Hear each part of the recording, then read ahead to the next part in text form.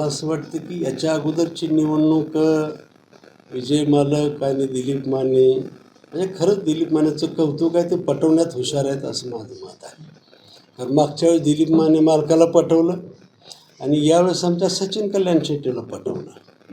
मी दोन्ही वेळेस भारतीय जनता पक्ष म्हणून लढलो आहे. भारतीय जनता पक्षाचे कार्यकर्ते दोन्ही वेळेस होते माझ्याबरोबर. पण दुर्भाग्य आहे की नेतृत्वाच्या लक्षात आलं नसेल, नेतृत्वाला सांगितलं असेल आपल्याकडे सोसायट्या नाही त्या, आपल्याकडे ग्रामपंचायत काही म्हणजे असं रडकं सांगितलं असेल. मी रडका माणूस नाही, लढणारा माणूस आहे. आणि त्यावेळेस म्हणले की आपल्याला एकसुद्धा सीट नाही, सोसायटीत आपल्याला मतदान नाही, एक सोसायटी नाही.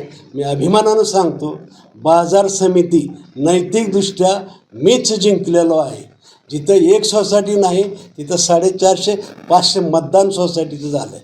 आता त्यांना विरोध कशासाठी होता, काय होता त्यांनाच माहीत. म्हणजे कशासाठी विरोध केला ते त्यांनाच माहीत. मी काय त्याला प्रतिक्रिया दिली नाही, मी किंवा माझी रिॲक्शन दिलेली नाही.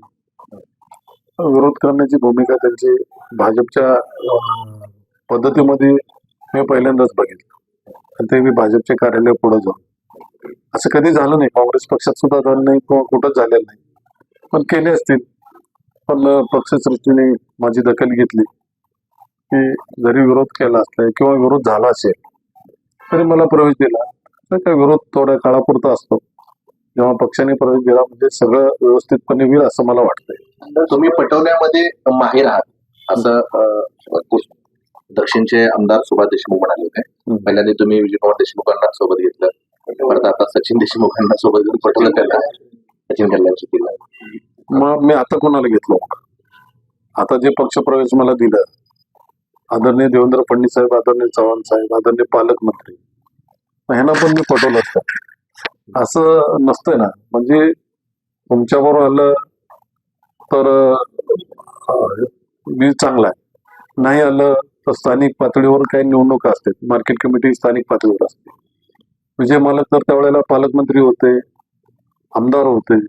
मी त्यांच्यावर गेलो का त्यांनी माझ्यावर आले, मी त्यांच्याबरोबर गेलो.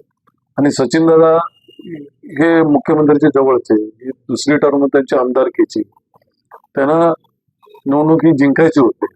मग मी त्यांच्याशी अप्रोच झालो. त्याने म्हणले काय हरकत नाही, या म्हणले. असा विषयच नाही ना पटवणं भेटणं.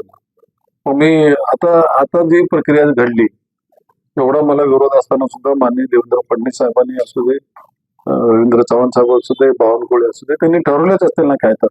मग त्यांना मी पटवलंच म्हणायचं.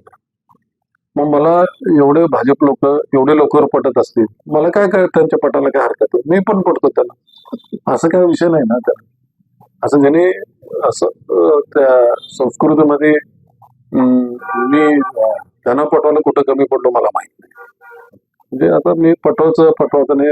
कार्य असतं माणसाचं, सर्वसामान्य कार्य करता येईल ना. मला पद आहे ना, कुठल्या संघटनेत काम करतो. गोरगरिबाच्या लोकांचे, जनतेच्या लोकांचे रोज मी भेटत असतो, गाठ पडत असतो.